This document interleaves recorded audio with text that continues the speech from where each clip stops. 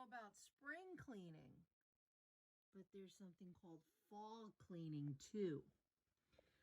Take the screens off your windows if they can come off and get to those outer windows that you normally don't get to because there's a screen in the way, and get all that yucky dead bugs and cobwebs that builds up throughout the summer.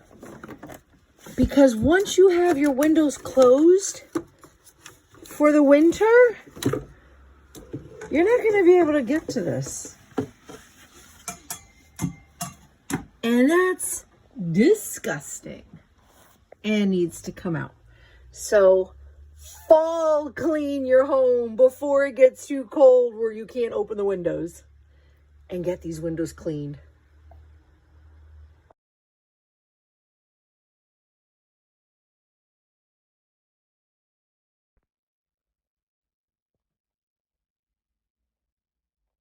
No more yucky cobwebs or dead bugs.